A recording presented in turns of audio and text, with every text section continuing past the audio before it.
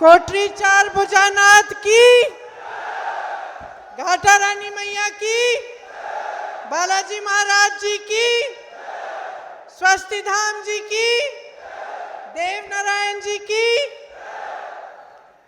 सचिन पायलट जी, धीरज गुर्जर जी, विवेक धाकड़ जी, नरेंद्र रायगढ़ जी, श्री रामलाल जाट जी, श्री काजी निजामुद्दीन जी, हगामी लाल मेवाड़ा जी, श्री नीरज कुंदन जी, श्री अक्षय त्रिपाठी जी, श्री प्रदीप नरवाल जी, तौकीर जी, चेतन जी, बाजीराव जी, वीरेंद्र चौधरी जी, आप सबका और कांग्रेस के सभी पदाधिकारी, सभी नेतागण का इस सभा में बहुत बहुत स्वागत। मेरे भाइयों और बहनों, आपका भी इस सभा में बहुत बहुत स्वागत। ये विजय सिंह पथिक जी की धरती है। लोहारी गडोली टीकड़ के वीरों को मैं नमन करती हूँ। सभी पंच पटेला माता बहना और युवा भाइया ने मारा राम राम सा। मैं जहाजपुर के बारे में धीरज में खूब बातें सुनी तकी हूँ, ताकि सबके बीच और मारो मन बहुत राजी है। देखिए, धीरज गुर्जर के साथ मैंने कई सालों काम किया। जब मुझे अपनी पार्टी की तरफ से उत्तर प्रदेश का प्रभारी बनाया गया, तो मेरे भाई राहुल गांधी जी ने मुझे कहा कि जिन जिन के साथ तुम्हें काम करना है, कुछ लोगों को चुन लो, ताकि उनके साथ तुम अब 4-5 साल काम करोगी तो तुम चुन लेना। लेकिन उन्होंने साथ साथ ये कहा, लेकिन एक हीरा मैं तुम्हारे पास भेज रहा हूं।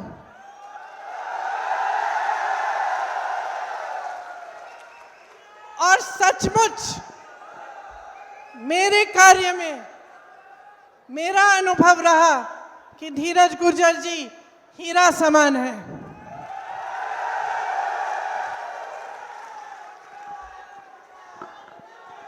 उत्तर प्रदेश में हमने दिन रात काम किया। हमें मालूम था कि हमारे काम का कोई नतीजा नहीं निकलेगा। हमें मालूम था कि कठिन से कठिन चुनाव है, और हमारी पार्टी उस समय उत्तर प्रदेश में कमज़ोर भी थी। हमारा काम ज़मीन से शुरू हुआ और दिन रात हमने किया, ये जानते हुए कि हमें कोई फल नहीं मिलना था, हमें सिर्फ काम करना था। तो जैसे भगवत गीता में लिखा है कि काम सिर्फ कर्म के लिए करना चाहिए और फल के लिए नहीं, उस तरह से हम सब एकजुट होकर हमने काम किया। उस काम ने मैंने देखा नवरात्रे का समय था, धीरज जी व्रत रख रहे थे। मैंने भी उस समय उनके साथ व्रत रखा, लेकिन मैं पानी पीती थी, व्रत के समय पानी पीती थी।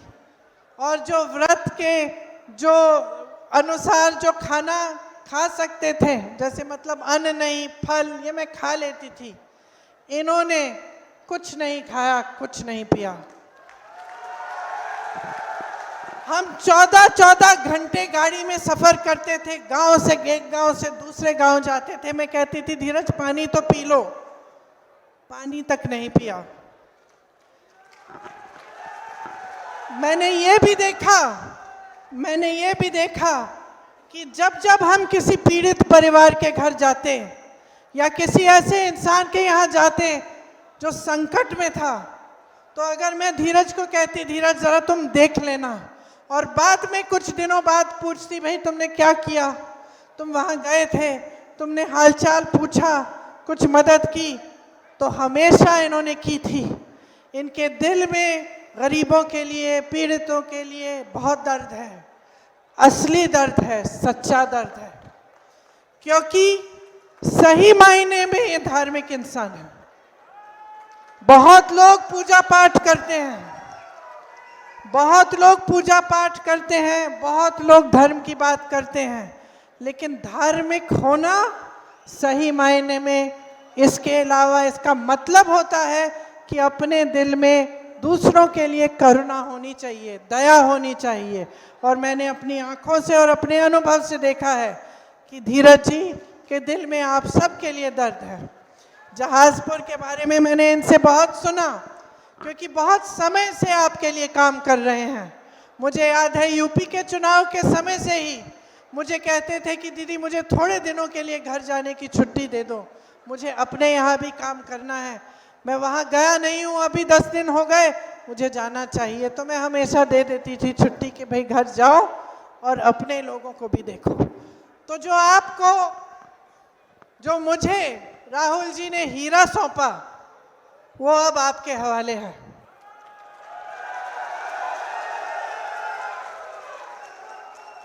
आपके लिए लड़ने वाला, आपकी आवाज को उठाने वाला, आपकी पीड़ा को समझने वाला, आपके दुख दर्द में आपके साथ एक रहने वाला ये इंसान है। इसको पहचानो और समझो कि ये आपके लिए कितना करने के लिए तैयार है। आज गोपाष्टमी है।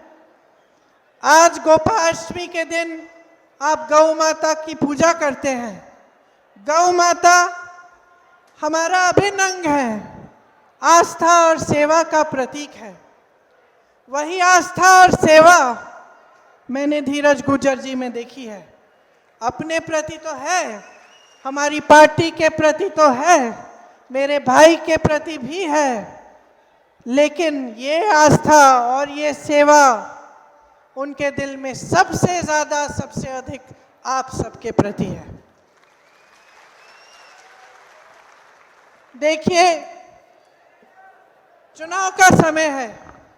मैं अभी एक सभा से आई हूं, उसमें मैं कह रही थी कि त्योहार का समय होता है तो हम घर की लिपाई पुताई करते हैं, हम अच्छा अच्छा खाना पकाते हैं, मेहमान आते हैं, मेहमानों की देखभाल करते हैं, दिए जलाते हैं, जो त्योहार पूजा करते हैं, जो त्योहार की रस्में हैं हम उनको निभाते हैं। उसी तरह से जब बुआई कटाई का मौसम होता है, जब बुआई कटाई का समय होता है, हम खेती में जाते हैं, मेहनत करते हैं, चाहे धूप हो कुछ भी हो, हम जाके अपना काम मेहनत से हम खेती में करते हैं। तो चुनाव के समय हमारी क्या जिम्मेदारी बनती है? चुनाव का समय आता है तो भी हमारी कुछ जिम्मेदारी होती है समाज के प्रति, अपने प्रदेश के प्रति, अपने देश के प्रति। और सबसे ज़रूरी जो हमारी जिम्मेदारी चुनाव के समय होती है वो हमारे अपने भविष्य के प्रति होती है। मतलब आप क्या चुनने जा रहे हैं? आप एक उम्मीदवार तो चुनने जा रहे हैं। आपने अपने भाजपा के जो विधायक हैं उनका काम आपने 5 सालों से देखा है कि नहीं देखा है? कैसा रहा है? अच्छा रहा है उनका काम? नहीं, अच्छा नहीं रहा। आपकी क्या उनके रहते, क्या आपको अगर आपका कोई संकट हो, समस्या हो, क्या आप उनके पास जाकर उसका समाधान मांग सकते थे? नहीं। आपकी सुनवाई थी उनके समय? तो आपने उनका काम देख लिया, परख लिया, आपका अपना अनुभव है। अब धीरज जी के बारे में मैं तो जानती हूं, मुझे लगता है कि आप सब भी जानते होंगे। जानते हैं आपका अनुभव क्या है? आप संकट में होते हैं तो इनके पास जा सकते हैं? और जोर से बोलिए, जा सकते हैं? ये आपके साथी हैं जो आपके साथ खड़े रहते हैं। तो चुनाव के समय आपकी जिम्मेदारी बनती है कि आप सब चीज़ों को, जो आपके प्रदेश के राजनीतिक हालात हैं, जो आपके जीवन के संघर्ष, आपके संकट हैं, वो आप अच्छी तरह से समझें। इनको अच्छी तरह से समझने का क्या मतलब है? मतलब है कि आप समझें कि जो प्रदेश में सरकार रही है 5 सालों से, उसने आपको इन संकटों में आपकी सहायता करने की कोशिश की है?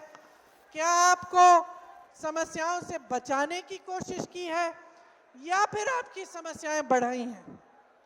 तो मैं आपसे कहना चाहती हूं कि चुनाव के समय ये प्रक्रिया रहती है कि तमाम नेता आपके सामने आते हैं, भाषण देते हैं, मेरी तरह मंच पे खड़े होके।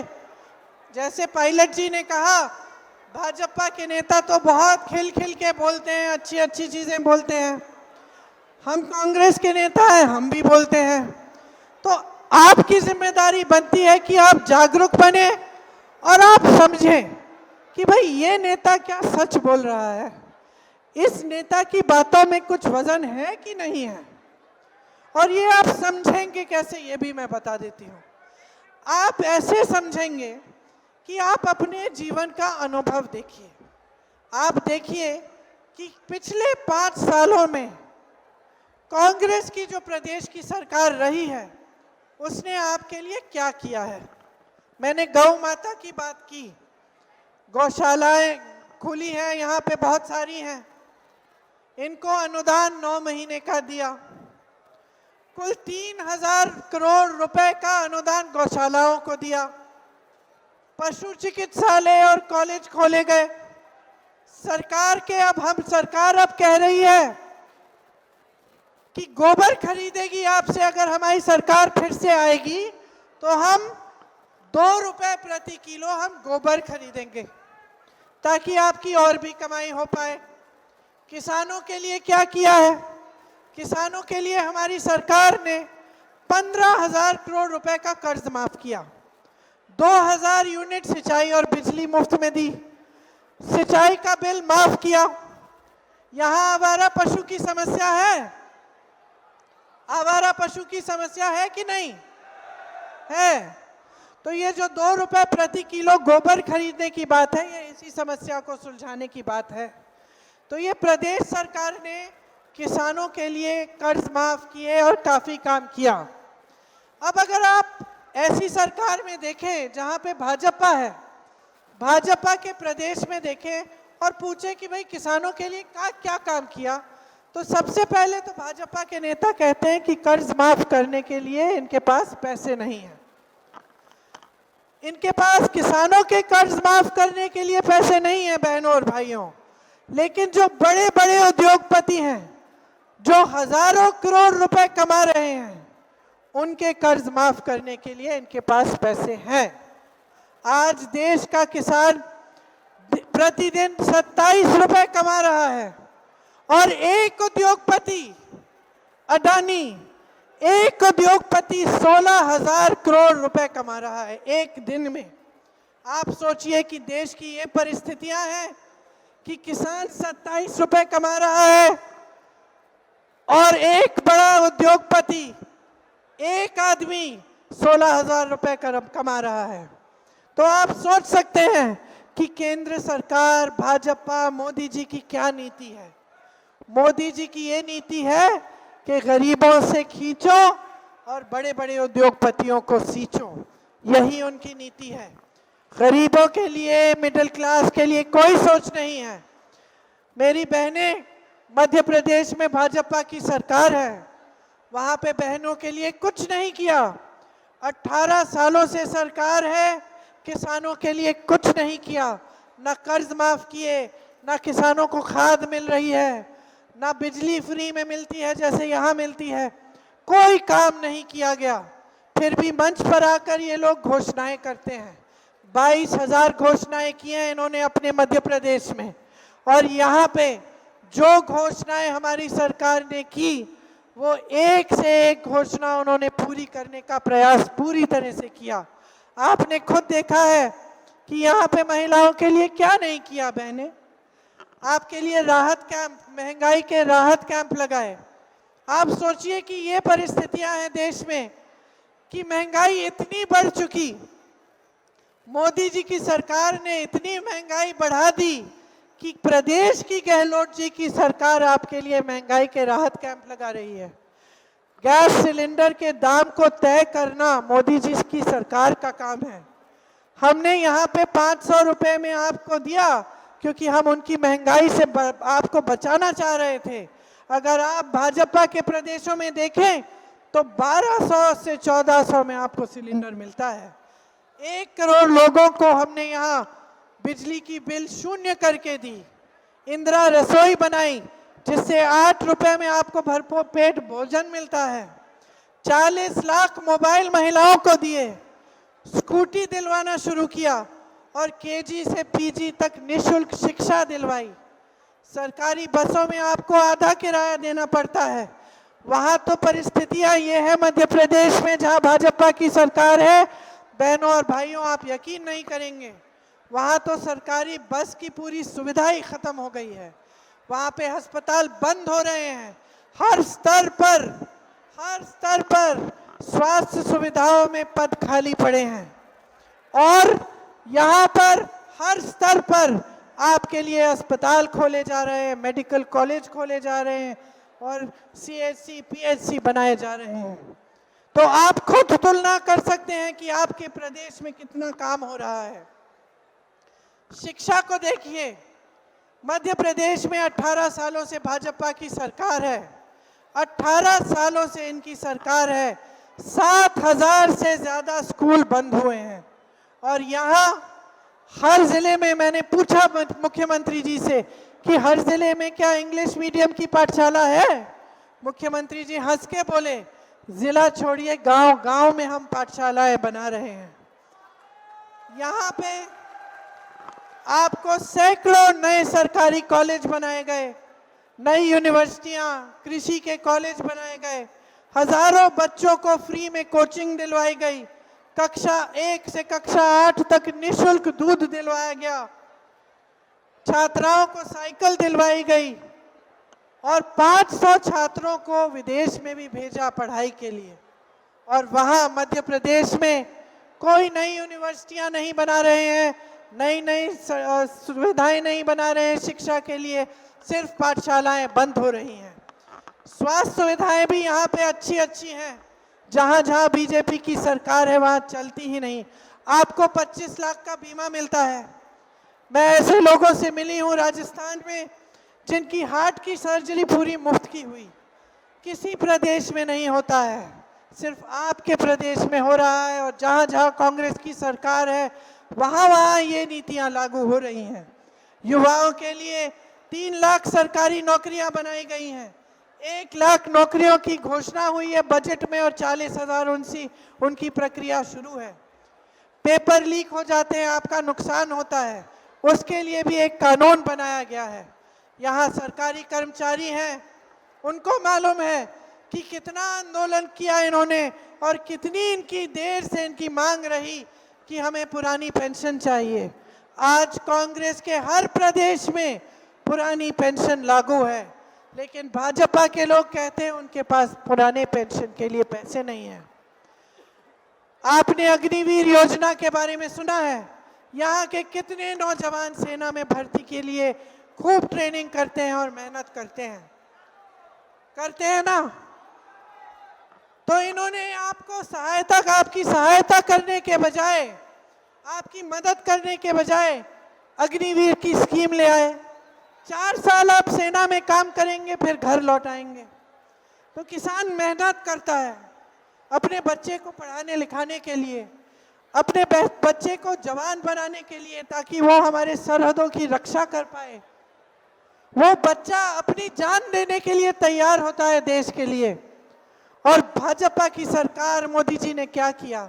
उसकी सारी आशाएं तोड़ दी, उम्मीदें तोड़ दी। वो देश के लिए अपनी जान देने के लिए तैयार होता है और मोदी जी की सरकार उसको एक पूरी ठीक ढंग की नौकरी देने के लिए तैयार नहीं। अग्निवीर की 4 सालों की नौकरी बना दी, जिससे आप 4 सालों के लिए सेना में भर्ती होंगे, ट्रेनिंग सब कुछ करने के बाद, मेहनत करने के बाद, और वापस घर आकर बेरोजगार बनेंगे। तो ये परिस्थितियां हैं बहनों और भाइयों, आपको गहराई से समझनी पड़ेंगी। आपको समझना पड़ेगा कि आपकी भलाई किसमें है। अगर आपके पास एक ऐसा उम्मीदवार है जो आपके लिए काम करना चाहता है, तो जो दिल से आपकी भलाई चाहता है, एक ऐसी सरकार हो जिसकी नीयत आपके लिए, आपकी तरक्की को आगे बढ़ाने के लिए हो, तब सोच समझ के आपको अपना वोट देना पड़ेगा। आप जानते हैं कि कांग्रेस की और भी गारंटी है। ओपीएस को कानूनी गारंटी बनाएंगे पुरानी पेंशन को। 1 करोड़ परिवारों को 500 में सिलेंडर दिया जाएगा। महिला मुखिया को 10,000 रुपए सालाना दिए जाएंगे। 2 रुपए प्रति किलो गोबर खरीदा जाएगा। सरकारी कॉलेज में जाने वाले छात्रों को जो पहले साल की पढ़ाई कर रहे हैं, फर्स्ट ईयर में, उनको लैपटॉप और टैबलेट दी जाएगी। आपदा पीड़ित परिवारों को 15 लाख रुपए फ्री बीमा मिलेगा और अंग्रेजी मीडियम शिक्षा की सबको गारंटी मिलेगी।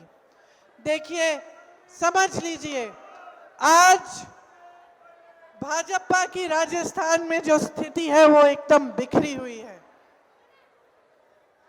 उनके जो पुराने मजबूत नेता थे उन सबको नकारा गया है और परे कर दिया गया है। मोदी जी आपके सामने आते हैं, कहते हैं मुझे वोट दो। आप मोदी जी को क्यों वोट देंगे?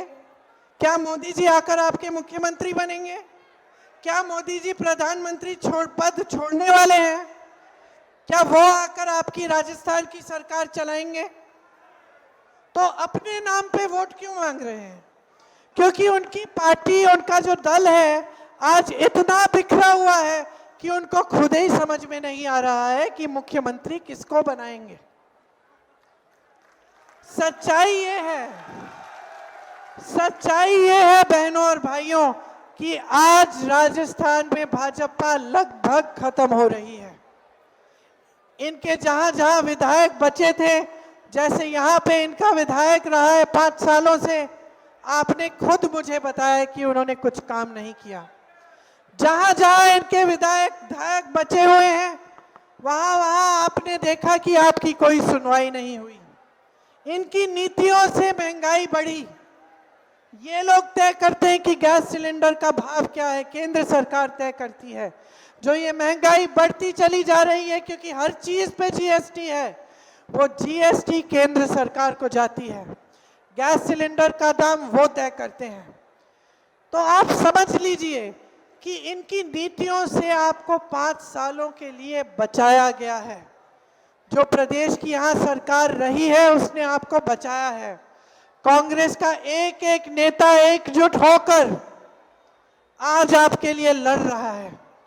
आज कह रहा है कि हमारी सरकार को 5 साल और मौका दो और जो हमारी नीतियां हैं उनको हमने जो लागू की हैं उनको हम और आगे बढ़ाएंगे। मैं साफ कह देती हूँ आपको बहनों और भाइयों, ये जो आपको मिल रहा है, ये जो आपको बीमा मिलता है स्वास्थ्य के लिए, जो आपका मुफ्त का इलाज है, जो बिजली की बिल आपको फ्री में मिल रही है आधी, जो किसानों के कर्ज माफ हो रहे हैं, जितनी भी आपको महंगाई की राहत के कैंप लग रहे हैं, जितनी भी आपको राहत मिल रही है, वो सब की सब बंद हो जाएगी। भाजपा की नीतियां ये नहीं है कि आपको आपके पैसे वापस दिलवाएं, ये नीति नहीं है। कांग्रेस पार्टी की पुरानी परंपरा है। हम समझते हैं कि जनता सर्वोपरि है। आज धीरज गुर्जर अगर आपके सामने खड़ा है तो वो समझता है कि आपके बिना वो कुछ नहीं है। आज सचिन पायलट जी, प्रियंका गांधी जी आपके सामने आकर आपको बड़े बड़े भाषण हम लोग देते हैं, लेकिन हम समझते हैं, गहराई से ये बात समझते हैं कि अगर आपने हमें यहाँ खड़ा नहीं किया होता तो हम कुछ नहीं होते। हम अहंकारी नहीं हैं, हम लोकतंत्र को समझते हैं। हम समझते हैं कि हमारी पूर्वजों ने जो लड़ाई लड़ी आपकी आजादी के लिए थी, जो लड़ाई लड़ी वो इसलिए थी कि आप शक्तिमान बनो, कि सबसे ज्यादा मजबूत इस देश की जनता बने, और इसलिए लोकतंत्र में सबसे बड़ी शक्ति आपको दी गई जो वोट की शक्ति है। कांग्रेस का आज एक एक नेता इस बात को समझता है। गहलोत जी क्या कहते हैं आपके सामने आके? कहते हैं आप मांगते मांगते थक जाओगे, मैं देते देते नहीं थकूंगा। क्योंकि हमारी नीति है, हम समझते हैं कि एक लोकतंत्र में सरकार का एक भी रुपया, एक भी पैसा नहीं होता। सारी की सारी संपत्ति देश की जनता की होती है।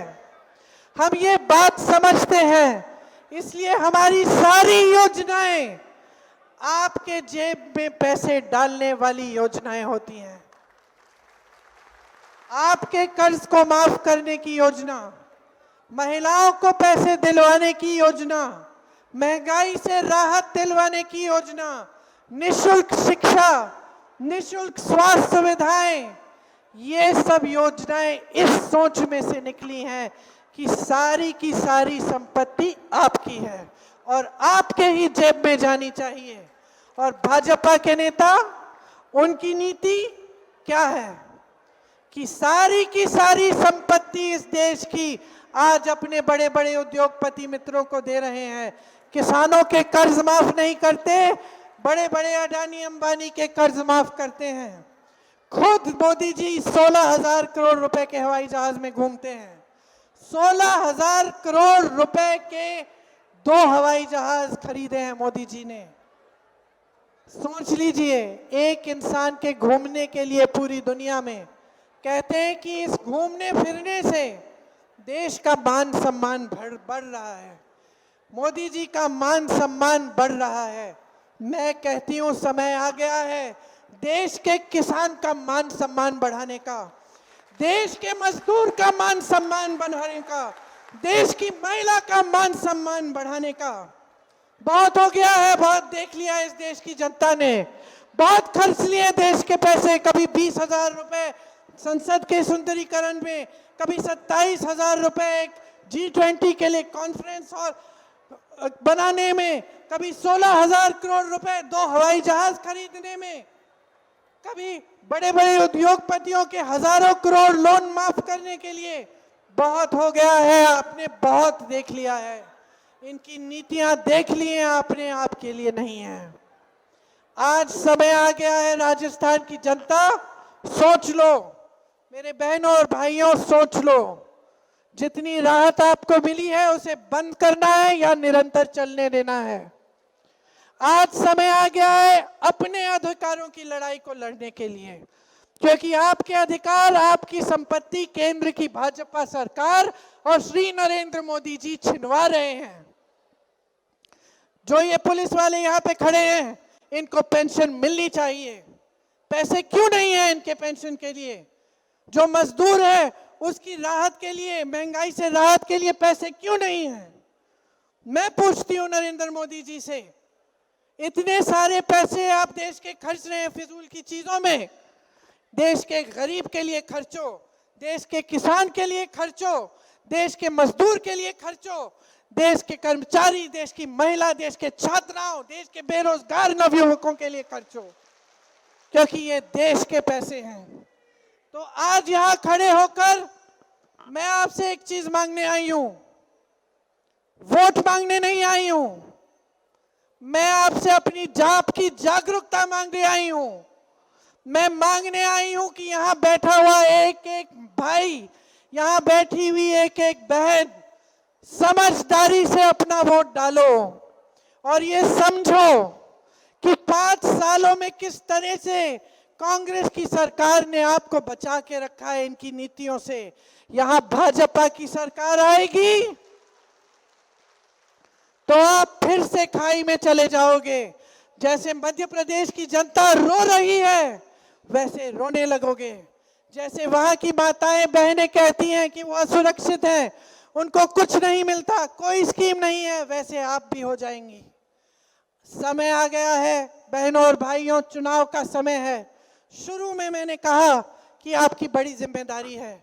ये जिम्मेदारी मेरे प्रति, सचिन जी के प्रति, धीरज गुर्जर जी के प्रति नहीं है, ये जिम्मेदारी आपके अपने बच्चों के प्रति है, ये आपके अपने भविष्य के प्रति है, आपके अपनी मिट्टी के प्रति है, आपके अपने प्रदेश के प्रति है, आपकी अपनी देश के प्रति है। और इस जिम्मेदारी को आपको बहुत ही जागरूकता के साथ सोच समझ के अपने पूरे विवेक से निभाना पड़ेगा। मेरी दादी इंदिरा जी को आप याद करते हैं, उनके दिल में आपके लिए कितनी श्रद्धा थी।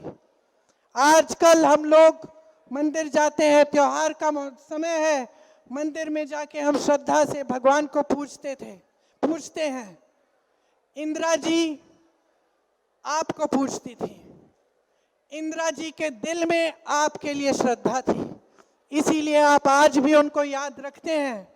और मैं कहना चाहती हूं कि इसी तरह की श्रद्धा कांग्रेस के एक एक नेता के दिल में आपके प्रति होनी चाहिए, हमारे दिल में भी है। और इस श्रद्धा को मन में रखते हुए मैं आपसे कह रही हूं कि हमारा देश आज जहां तक पहुंचा है, जहां पहुंचा है, आपके सामने जो चुनौती है वो यही है कि अब अगर आप जागरूक नहीं बनेंगे और आपका वोट अगर कांग्रेस के पक्ष में नहीं जाएगा, भाजपा के पक्ष में चले जाएगा, तो हमारा देश पीछे हो जाएगा। क्योंकि आजकल एक ऐसी राजनीति पूरे देश में फैली हुई है जो यहाँ राजस्थान में भी भाजपा खेलती है। वो राजनीति ये है बहनों, खास तौर से तुम सुनो, कि चुनाव के समय आके धर्म की बात करते हैं।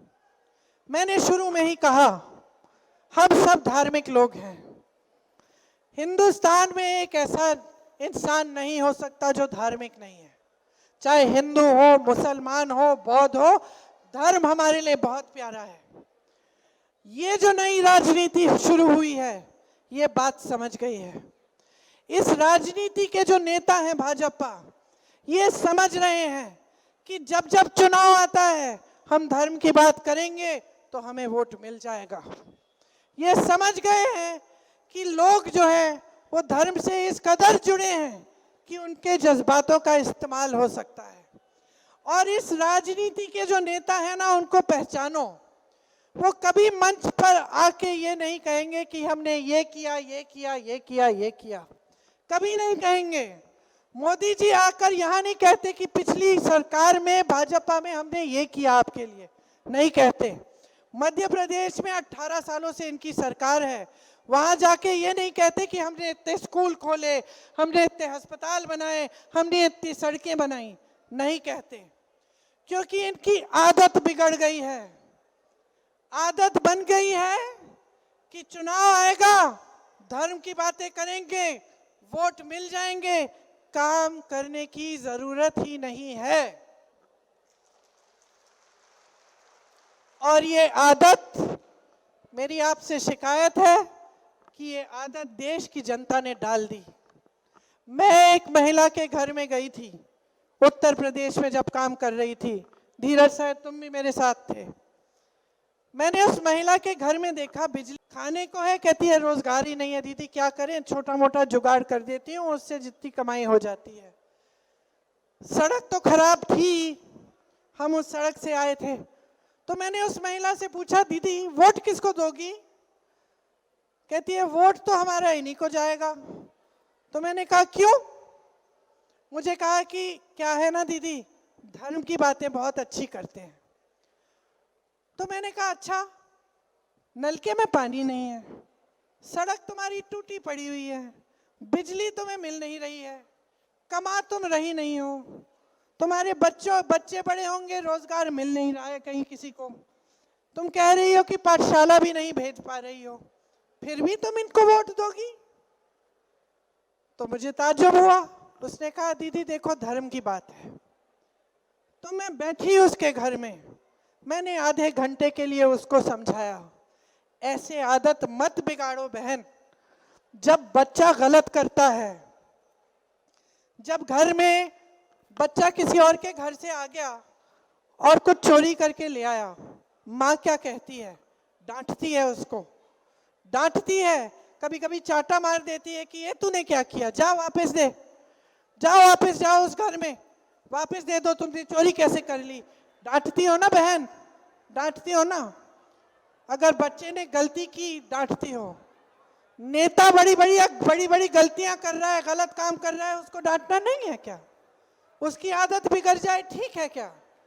मैंने उस महिला को समझाया कि नेता का काम है तुम्हें बिजली देना, नेता का काम है तुम्हारी सेवा करना, नेता का काम है तुम्हारे नलके में से पानी आना चाहिए, सड़क बननी चाहिए। अगर नेता ये काम नहीं कर रहा है तो नेता खुद अपने धर्म को समझ नहीं पा रहा, क्योंकि नेता का सबसे बड़ा धर्म होता है जनता की सेवा करना। जब मैंने ये बात समझाई तो वो कहने लगी, दीदी आपने सही बोला दीदी, ये तो यहाँ आता ही नहीं है।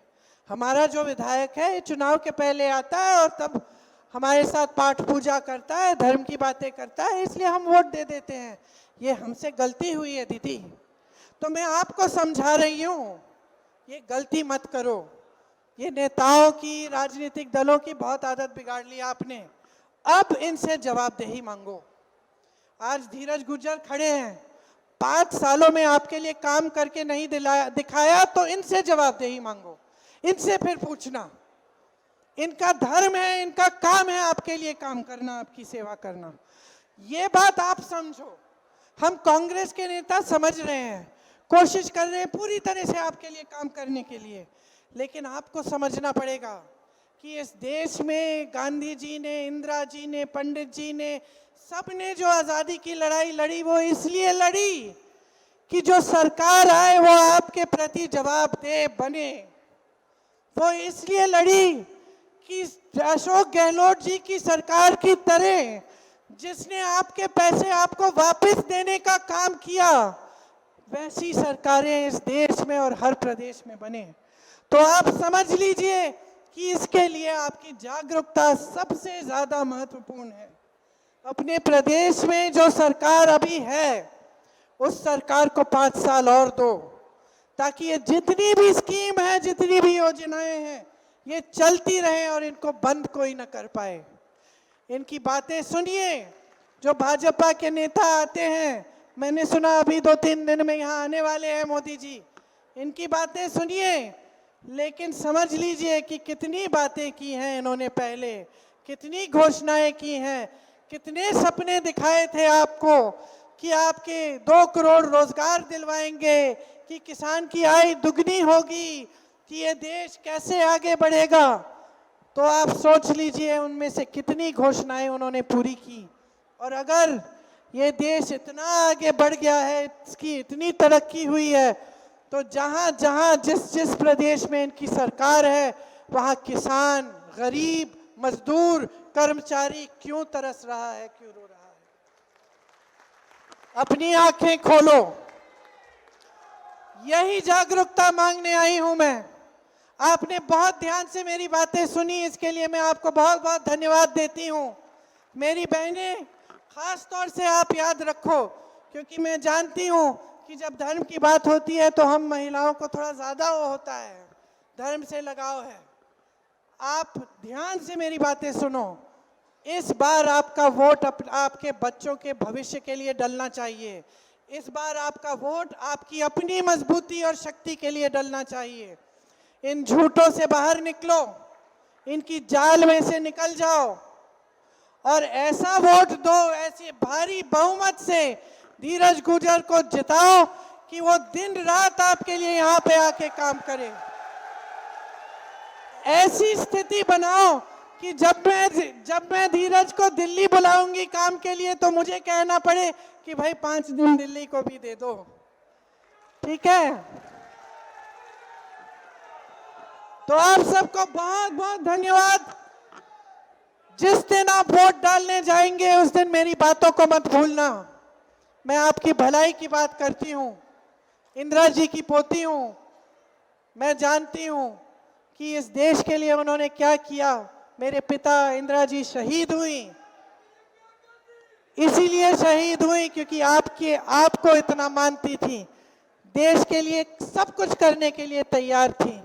हम सब नेता जो यहाँ मंच पे खड़े हैं उनकी प्रेरणा से आगे बढ़ते हैं। तो मैं जानती हूँ कि आप हमें निराश नहीं करेंगे और जब आप धीरज जी को वोट देंगे तो आप खुद देखेंगे कि आपके भविष्य के लिए किस तरह से काम करेंगे। बहुत बहुत धन्यवाद। जय हिंद।